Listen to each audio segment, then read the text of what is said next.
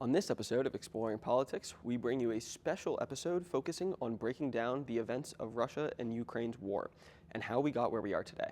Please stay tuned.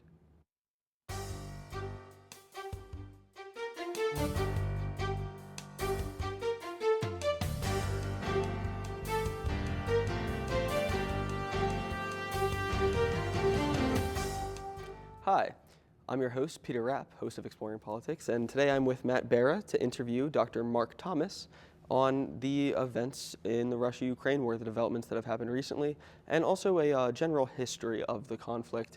Matt, would you like to introduce yourself further? Sure. My name is Matthew Barra. I'm a political science student here at Salle, and Dr. Thomas, it's great to have you on the show, and it's great to be here again. I just wanted to start by asking you, there's been a lot of sort of speculation about what the cause of this war has been. There's been talk of the Soviet Union, talk of NATO expansionism. So I want to kind of get your take on what the sort of events and historical factors have been that have possibly led to the Russia-Ukraine war in 2022. Well, thanks for the question. Thanks for letting me be here today. This morning I watched the Russian ambassador to UK about his version of why he thought the war started. He blamed NATO expansion, and I object to that and for many reasons. But the idea that Ukraine, or parts of Ukraine, have always been part of Russia is kind of irrelevant, because in 1945 we drew a border. Actually, well, the Soviet Union actually drew the border of what is today Ukraine. That border we agreed on back in 1945. We reaffirmed it in 1991 in the Budapest Agreement, or Budapest Convention, where Russia, US, UK agreed to protect Ukraine and its current borders as of 1993, 1992, as it stood at that point, which included Crimea and then what is the Donbass and now central and western Ukraine.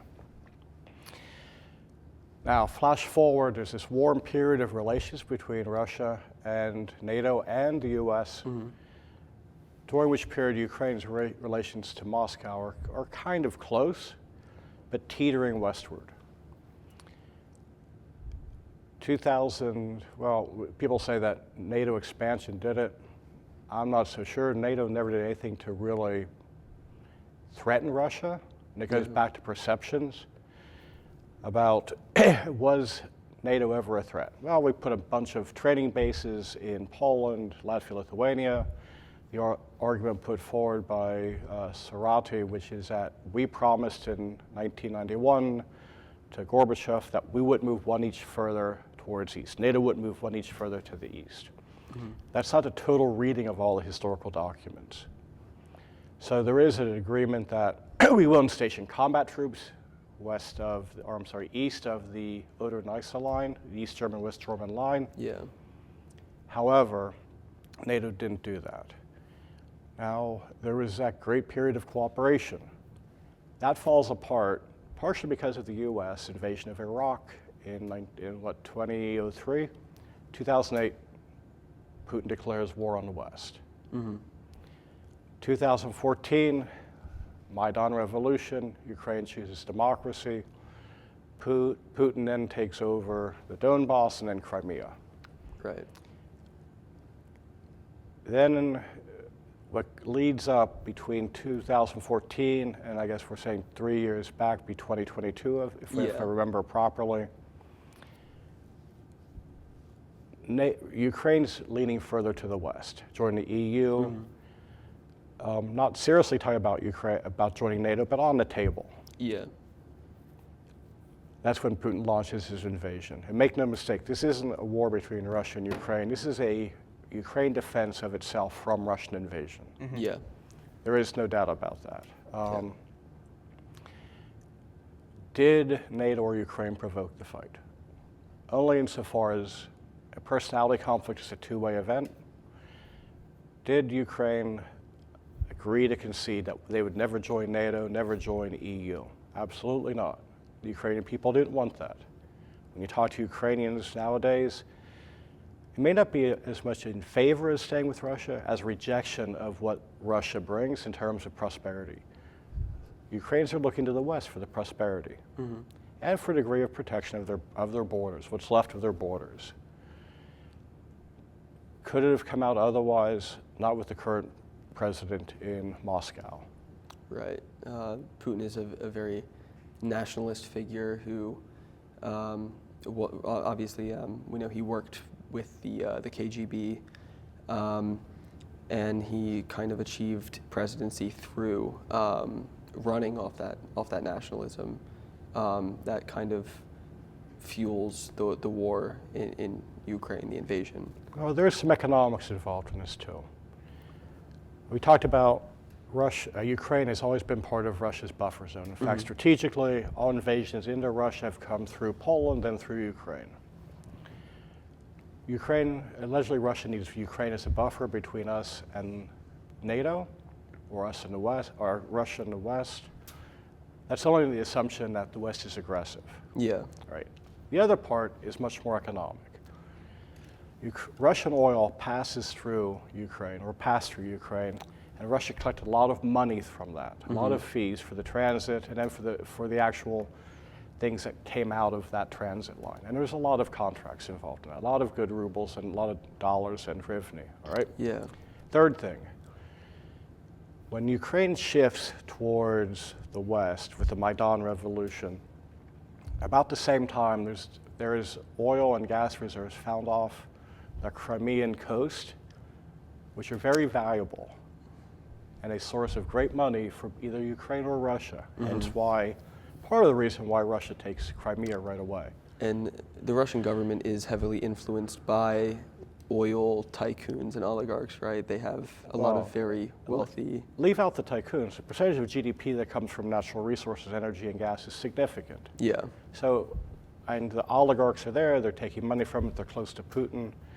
But any country that relies on one set or natural of sector for their large part of their GDP to keep whatever money flowing works, is going to defend it.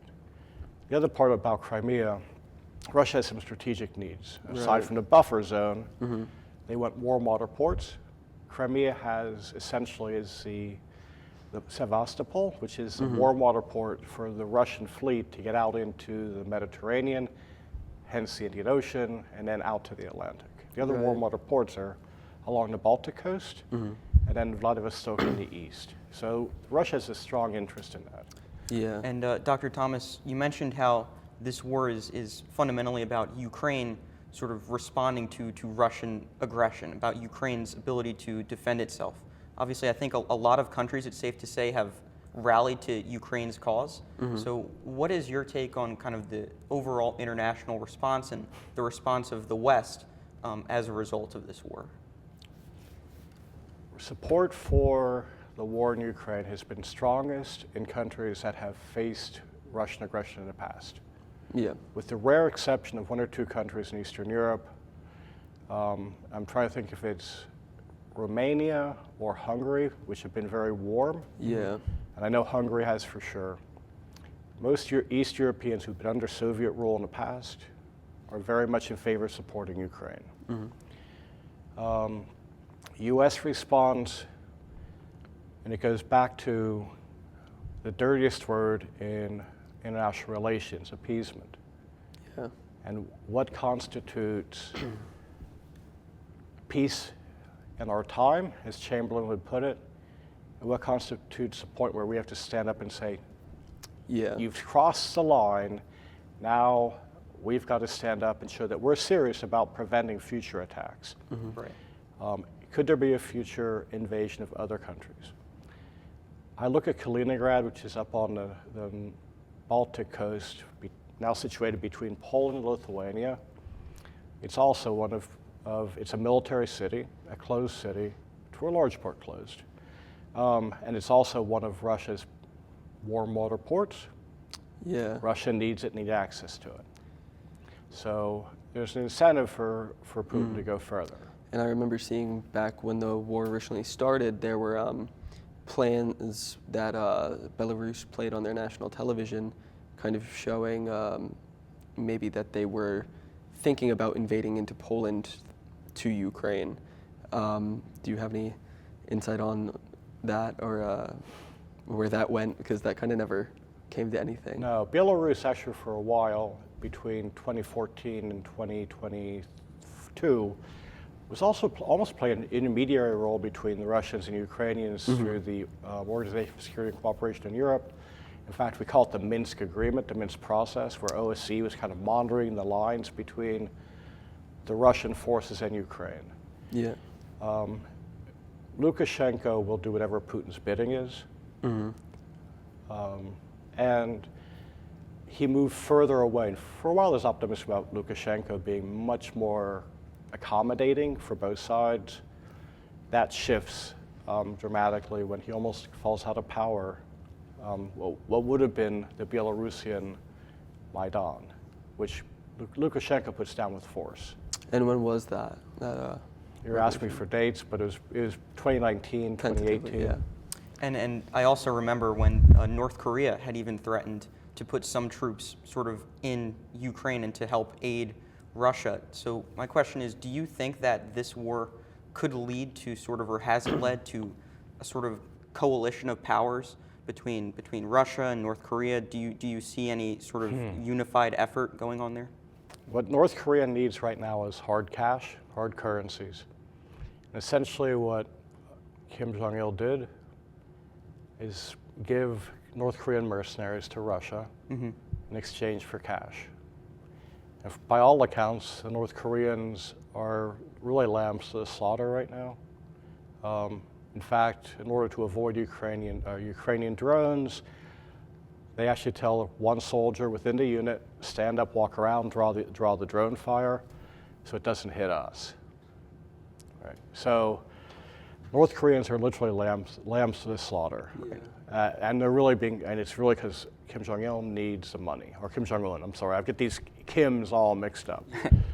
And, moving to that kind of on the ground perspective, what are the big events that, since the war has started in 2022, there was already, before then there was already paramilitary resistance in the Donetsk region in Donbass, and there was obviously the occupation of Crimea that had already happened, but what has changed since then militarily, geopolitically within that Ukrainian territory that is under conflict? Okay, if we go back to the start of the invasion, the Russian troops they got pretty close to Kiev. I think they made it as far as the outskirts of Kiev, close to where Chernobyl's at.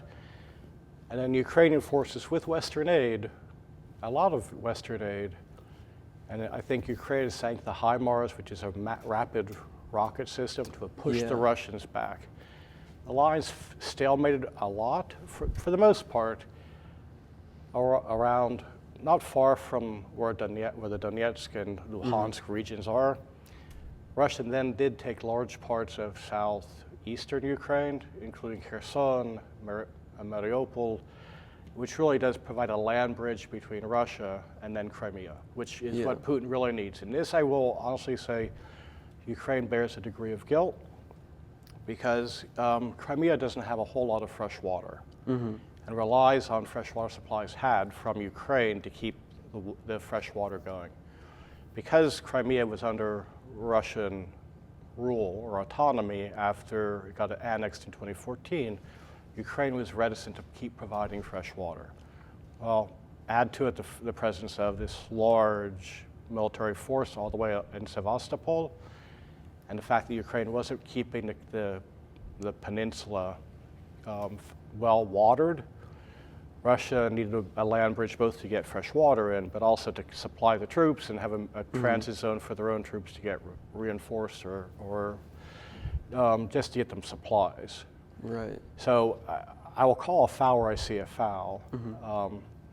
So that's kind of where we stand right now between where that battle line's drawn. Ukraine did a good job of pushing back initially, and it's stalemated the past few years. And I'm not sure if we see a parallel between level of U.S. aid to help them or not. But I think our aid has been steady, but as the Republicans and Trump, or the MAGA Republicans, started to push, you could see a drop-off in support within the Congress and bigger debates. If you go back to when the invasion occurred, there wasn't anybody in the city that wasn't wearing blue and gold, blue and yellow. And I'm not talking about Notre Dame blue and gold or LaSalle blue and gold. Yeah. I'm talking about the Ukrainian blue and gold. And Dr. Thomas, you mentioned sort of the Republican stance. Obviously, 2 years ago, and when the war broke out, Joe Biden was the president. And throughout most of the events, throughout most of the war, Joe Biden was the president. But of course, in these past few months, we have a totally new administration in office. So my question to you is, do you think that the United States response to the war has changed? And what do you think it looked like when Joe Biden was president? And now, do you think it's different with this new administration in office? I thought it would be a cold day in the warmest place in the underworld when I'd see Republicans become more dovish than Democrats. And that's kind of what we're seeing, a switch from a very engaged America to a much more isolationist America. Now, how isolationist we are, I was involved in debates about whether we should orient towards the Pacific all the way back in the 2000s. China's a significant threat. Given a limited amount of resources and defense, how much do we keep in Europe and how much do we orient towards China? So part of the shift away from Ukraine may not be isolation as much as reoriented towards worrying about China. So you have to keep all that within perspective. Now, do we have an isolationist string right now? We don't want to get involved in any foreign wars. Yeah. But I go back to the pre-World War II era when we weren't involved and when we didn't get involved and what happened. Right. So let me add one thing about this land conflict, about Ukraine being part of Russia and needing a buffer zone. And let's take Poland. How many times has Poland been partitioned or invaded by somebody? And the biggest invader of Poland has been Germany. Now, just because part of Poland used to be German, do the Poles feel threatened by the Germans? Absolutely not. Why is that? Because the leaders in both countries, neither one's hostile towards the other. They may argue. We argue with the Canadians. Lord knows we argue with the Canadians a lot nowadays. Right. I'm really sorry about what happened last night. It's a shame. Yeah, that's but, unfortunate. We'll beat them next time. Hopefully, yeah. But conflict over land doesn't mean, land in Europe has shifted all the time the borders have shifted all the time. We don't see Germany getting upset with Poland. We don't feel Poland feeling threatened by Germany. In fact, they're very close partners now. So why, if we would go back and say, part of Ukraine used to be part of Russia, well, we redid the borders. We did those borders in 1945, reaffirmed them in 1991. Those borders are what they are. If we start shifting borders in Europe, then we start to create real problems. Yeah. So, all right, I went off topic. Let's go back to what you guys want to talk about. All right.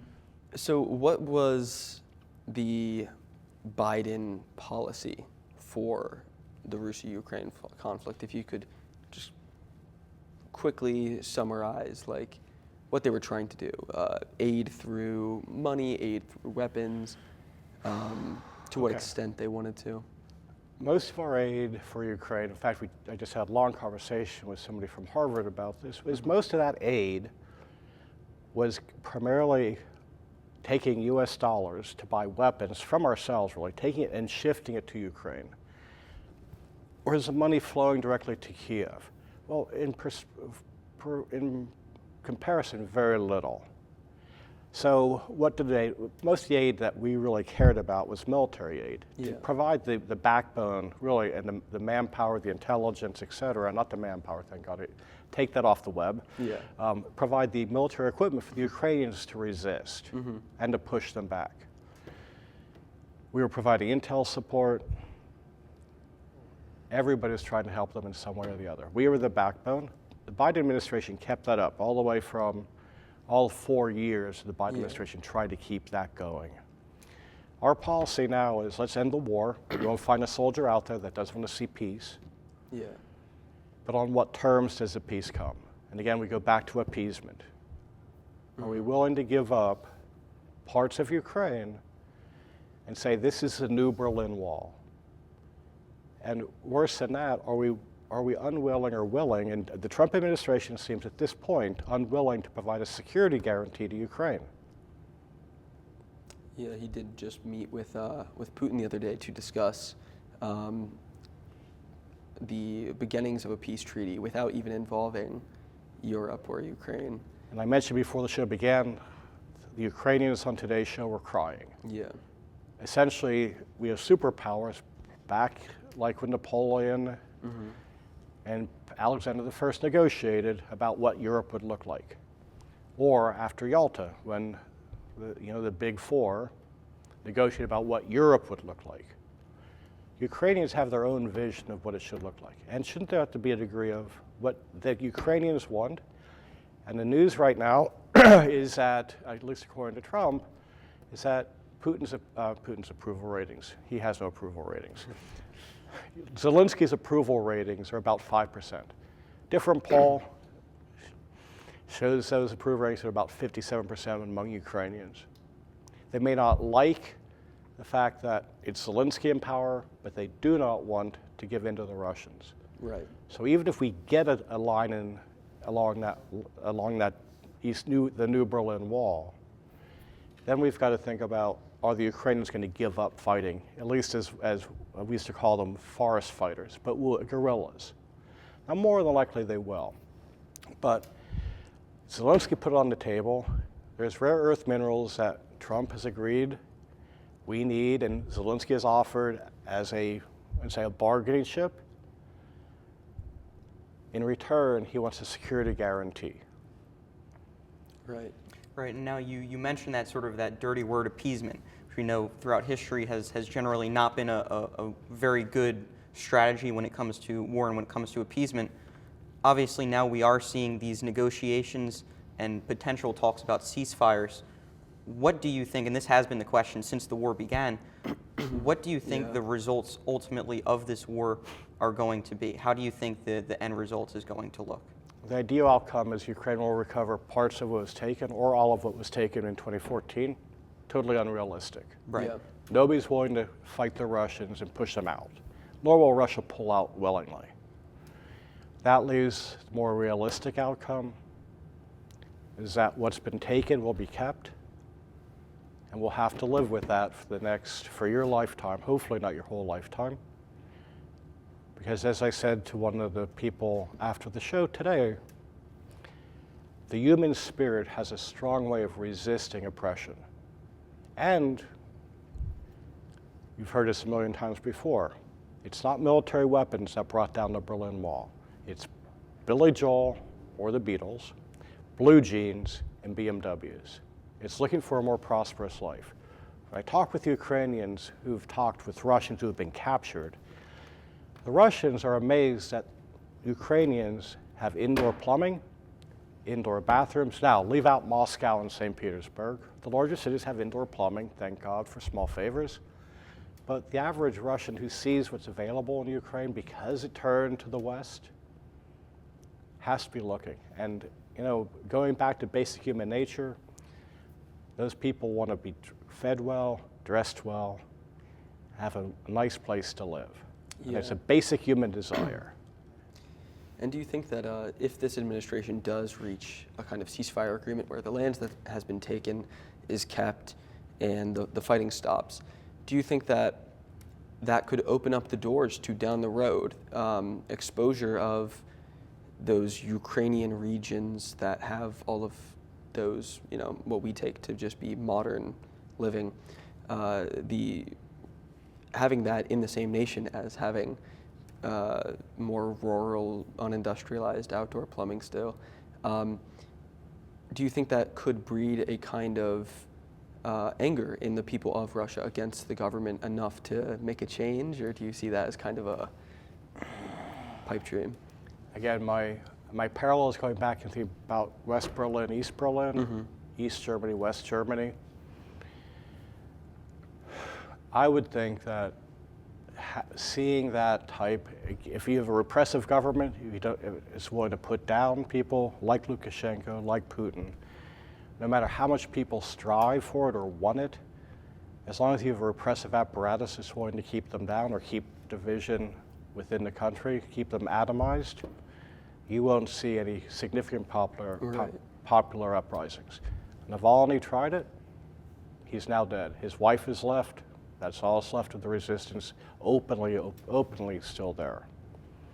I always consider the bravest people, the bravest men in Russia, were 3 women in Pussy Riot. They weren't afraid to speak out. And there was quiet dissent. When you listen to the music or read what's going on in poetry, there is quiet dissent. But is it enough to change power in Moscow? Right. It took internal dissent within the Politburo under Gorbachev to make Gorbachev more amenable. And need I remind you that during the Solidarity crisis, Gorbachev voted for the Russians to invade Poland. It took some time for him to see the light, or for him to get out from under the tutelage of Andropov and Chernenko. Right. You know, we only have about a minute left to discuss what we have today. So just in a couple words or sentences, what are your final thoughts on the recent events that have happened in the war and what they could mean for Ukraine? Well, one, professors don't have only a few words. Right.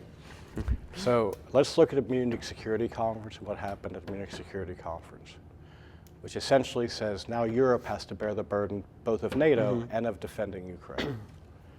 And to a large part, there's a degree of truth that Europe needs to step up. Yeah. As for our role within that, it goes back to our nuclear guarantee to Europe. Do we want Germany to have an independent nuclear force? Yeah. And not to say it's a bad thing. I mean, I trust the Germans for the most part. But if they start the war, then we're dragged in anyway. Well, unfortunately, I think that is about all the time we have today. Thank you all for tuning in. Thank you for coming here and being with us today and answering all of our questions about this conflict. Now, please go to our Instagram and check it out. We post updates on when we have episodes coming up and when we have episodes posted on Instagram or YouTube. And tune in next time for a panel. Please stay tuned. Have a good one.